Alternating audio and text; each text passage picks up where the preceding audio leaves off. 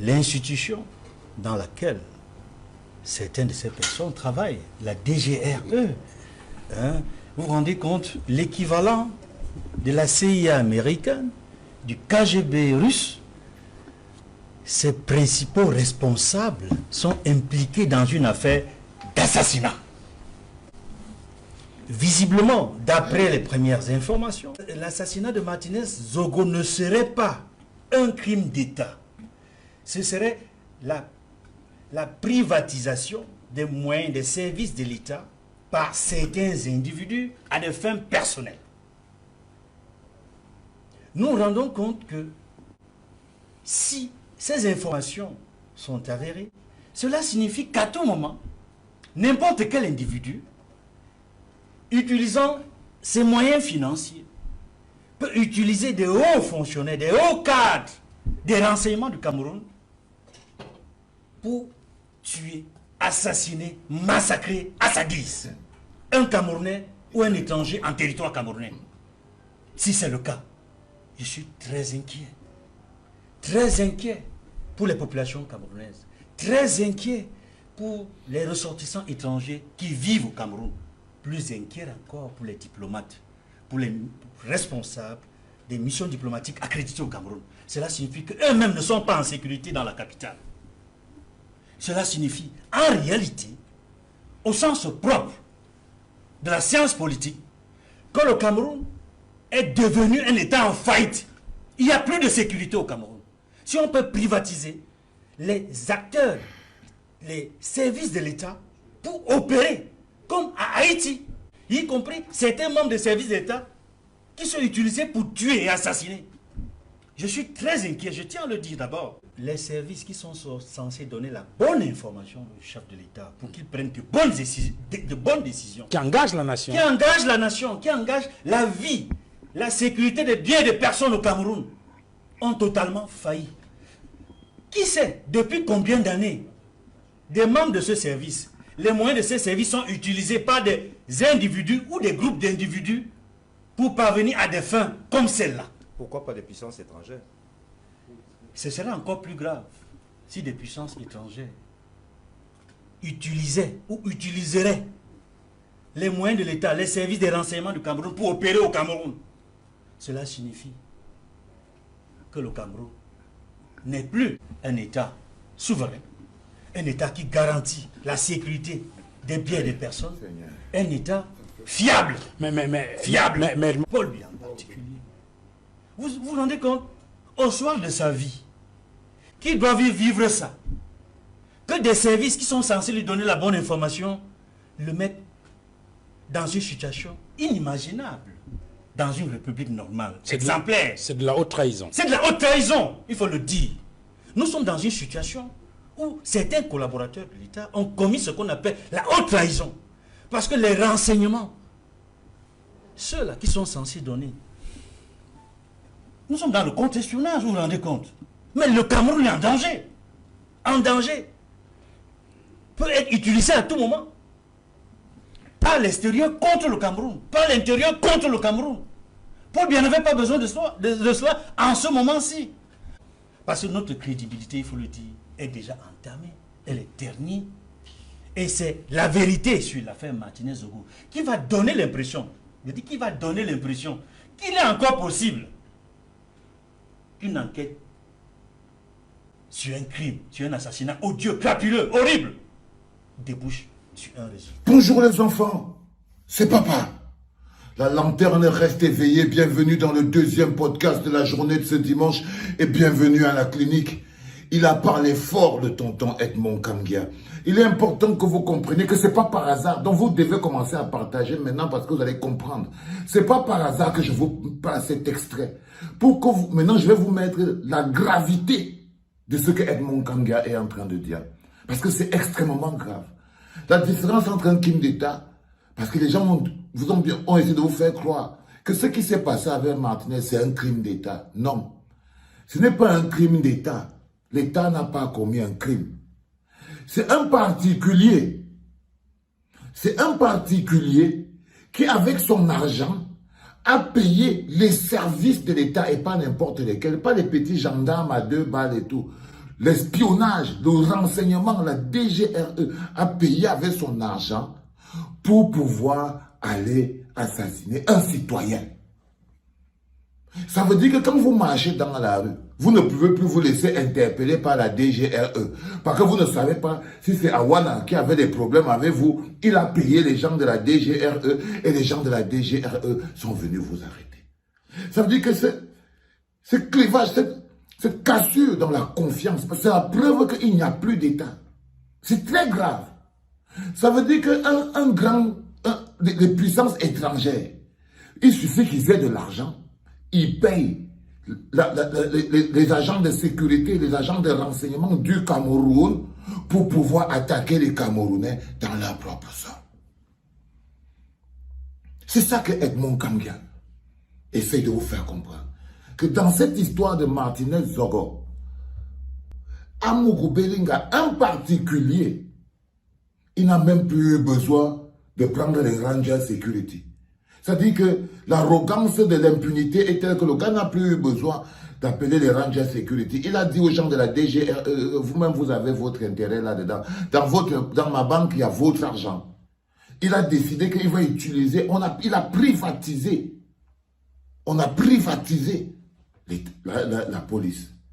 Il a privatisé. Ça veut dire que quand vous marchez là, dans la rue, vous le Camerounais, vous ne pouvez plus faire confiance aux policiers qui viennent vous arrêter. Parce que c'est peut-être votre voisin qui a privatisé le policier pour que le policier vienne vous arrêter. Est-ce que vous comprenez même ce que je vais vous dire? Ça veut dire que si quelqu'un aujourd'hui, par exemple, tu es en compétition avec peut-être un Chinois, un Japonais, un Américain, un Anglais pour une petite parcelle de marché, que peut-être pour la boutique, pour un immeuble, il peut payer. Il peut payer seulement la DGRE. Et tu crois que c'est la police légale qui vient t'arrêter. Parce que c'est ça qui est dangereux. C'est que toi, le pauvre citoyen, tu as l'impression que quand on dit que monsieur, suivez-nous, tu regardes, aujourd'hui, tu ne peux plus suivre. Aujourd'hui, tu ne peux plus dire que quand tu entends le policier vient dire, monsieur, suivez-nous, qu'est-ce qui te fait croire qu'il n'est pas en train de t'amener au sous-sol de l'immeuble quand? Aujourd'hui, quand la police vient, parce que c'est ça que Edmond Kamgia essaie de vous faire comprendre, quand on vous dit que l'État est en faillite, si un diplomate est en train de marcher dans la rue, un diplomate américain, français, congolais, gabonais, il est en train de marcher dans la rue, un bonhomme s'énerve, un autre diplomate à l'époque, il paye. Donc quand on te dit que suivez-nous, aujourd'hui il faut bien savoir que quand quelqu'un vous dit suivez-nous, monsieur suivez-nous, même s'il te montre les papiers, même s'il a quoi, tu ne sais pas s'il est en train de t'amener au sous-sol de l'immeuble quand. La confiance est cassée. La confiance, ça veut dire que chaque Camerounais doit s'apprêter à se défendre par lui-même. Ça veut dire qu'en ce moment précis, vous ne pouvez plus être sûr du policier qui se place devant vous. Vous ne pouvez plus être sûr et certain que le policier qui est devant vous, devant vos yeux, qui vient vous montrer une plainte, ou bien qui vous dit suivez-nous, vous ne pouvez pas parler qu'il n'est pas en train de vous amener au sous-sol de l'immeuble Camp. Qu'est-ce qui vous prouve? Qu'est-ce qui vous prouve? Quand vous arrivez dans un contexte où les gens sont capables de privatiser, quand les gens sont déjà capables de privatiser tout un service, ça veut dire que ce qu'il vous dit Edmond Kamgia qui est clair, il dit que ce n'est pas possible. Tout un patron de la DGRE, il fait même le parallèle que la DGRE c'est l'équivalent de la CIA. C'est l'équivalent du KGB, du MI6. Ça veut dire que c'est des gens qui sont censés prendre l'information. C'est eux qui donnent l'information pour comment on dirige le pays, comment on arrête les gens. Si on est parti arrêter Bibou Nissak chez lui avant qu'il ne sorte, c'était les gens de la DGRE. Espionnage, ils ont dit qu'ils prévoyaient marcher. Donc ils ont l'impression qu'ils ont écouté ses téléphones, donc ils imaginent, c'était eux. Aujourd'hui, Bibou Nissak s'est retrouvé, alors il ne sait plus ce qu'il fait en prison. La DGRE. Donc, si à un moment donné, le service qui est censé te donner les informations, parce que c'est ça, la DGRE, le contre-espionnage, la sécurité, mais tout ce service, tu peux payer l'argent et ce service attaque un citoyen à l'intérieur du territoire.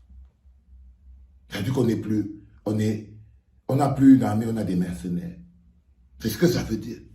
Ça veut dire que notre DGRE, notre direction des renseignements, sont en fait un groupe de mercenaires qui travaillent pour le plus offrant, un bout de peu comme les mercenaires dans le nom, c'est Wagner. C'est Wagner là-bas. Ça veut dire que la DGRE, c'est Wagner. Parce que si on peut payer des soldats, si on peut payer, parce qu'ils ont agi comme des mercenaires, mais sous le drapeau, avec les attributs du pays. Est-ce que vous comprenez même ce que j'essaye de vous dire, les enfants? Parce que si vous ne partagez pas au maximum, je ne peux pas savoir si vous avez compris. Parce qu'il faut que vous compreniez le niveau d'insécurité. À quel point l'insécurité est rampante. Quand toi aujourd'hui tu parles, tu finis de parler là, tu sors, tu entends un monsieur qui dit suivez-nous. Qu'est-ce qui te prouve que le bonhomme ne va pas t'amener au sous-sol de l'immeuble Camp? Expliquez-nous. Pour que vous compreniez la gravité de la situation. Donc, quand quelqu'un vous dit c'est un crime d'État, ça veut dire peut-être que le président, il y a un bonhomme avait caché quelque chose, bon, c'est un crime d'État. Ça, c'est autre chose. Non. C'est plus bas que ça. C'est plus bas que ça. C'est plus bas. C'est la privatisation de l'État par un particulier qui se sert de ses moyens pour régler des problèmes privés jusqu'à élimination physique. Ça veut dire que celui qui a l'argent peut t'envoyer, dès que tu entends devant ta porte, koum, koum, koum, koum, koum. Même pour une histoire de fille. Ça veut dire que tu as un problème avec un gars pour une histoire de fille. Tu entends devant ta porte, koum, koum, koum, koum, koum, koum, koum. Tu vois la police, tu fais confiance en croyant que non, c'est la police, il n'y a pas de problème. Tu te retrouves au sous-sol de l'immeuble. Tu as un petit problème avec quelqu'un au quartier. Il faut savoir au jour d'aujourd'hui qu'il y a des gens qui... C'est-à-dire que tout policier qui vous approche, rien ne nous prouve plus aujourd'hui qu'il ne vient pas avec pour objectif de vous amener ailleurs qu'au commissariat. Ça veut dire qu'aujourd'hui, on ne doit plus répondre à une convocation. On ne doit répondre qu'aux convocations. Ça veut dire qu'aujourd'hui, le monsieur suivez-nous. On n'a plus une idée claire de où nous amène le monsieur suivez-nous. Ça veut dire que l'État n'est plus fiable. Ça veut dire que l'État n'est plus fiable. Je vous ai dit que le cas Martinez, le sujet Amougou, a pour objectif, c'est comme quand vous êtes dans un laboratoire, vous avez un échantillon qui vous permet de faire des milliers de tests parce que c'est un échantillon polyvalent. C'est un O+. C'est un O+. Ça veut dire que si on est au groupe sanguin, Amougou serait un O+. Parce qu'il est le banquier. Et je vous ai dit dans toutes les mafias, le banquier, c'est le point de rencontre de tout le monde. Le banquier, c'est le point de rencontre de tout le monde. C'est-à-dire que c'est lui qui prend l'argent, il prend les informations, il a les reconnaissances de dettes, il a les documents de l'usure. C'est lui qui a tous les montres que vous avez mis en gage, les maisons que vous avez mis en gage. C'est lui qui échange les maisons contre l'argent, les titres fonciers contre l'argent. C'est lui qui connaît comment blanchir l'argent caché. C'est le banquier. Et quand le banquier est attaqué, c'est les éléphants qui crament. Et le banquier, si c'est un maître chanteur, parce qu'Amougou c'est un banquier, mais c'est aussi le maître chanteur. Il dit que si vous ne vous déployez pas, tout le monde va tomber. Voilà comment les cas se retrouvent là. Si vous ne vous déployez pas, tout le monde va tomber. Alors, pour des besoins privés, les moyens de l'État ont été utilisés. Les ressources de l'État, le personnel de l'État, dans le cadre de la sécurité, pour s'attaquer à la vie d'un citoyen, un journaliste, un homme de médias, dans l'exercice de ses fonctions. Ça veut dire que vous n'êtes plus en sécurité. Ça veut dire que vous n'êtes plus en sécurité, les enfants. Vous n'êtes plus en sécurité. Je voulais vous montrer cette petite capsule de mon grand frère Edmond Kamga, parce qu'il soulève quelque chose de particulier. Regardez un gars comme Paul Chouta. Si quelqu'un dit à Paul Chouta en route maintenant que suivez-nous, Paul Chouta va le suivre pour partir avec lui où? Si un bonhomme arrive maintenant devant Paul Chouta, imaginez-vous dans quelle est la peau de Paul Chouta, comment il marche maintenant. Parce que même la police, il ne sait plus si ce n'est pas pour l'amener au sous-sol de l'immeuble. Regardez le gars à Manmana, il marche comment? Même la police n'est plus la zone de repère. Et vous avez dit, les gars, que quand l'heure va arriver à la lecture de l'heure, même les gens qui pensaient que Ils sont tellement loin, vous allez vous rendre compte que tu croyais que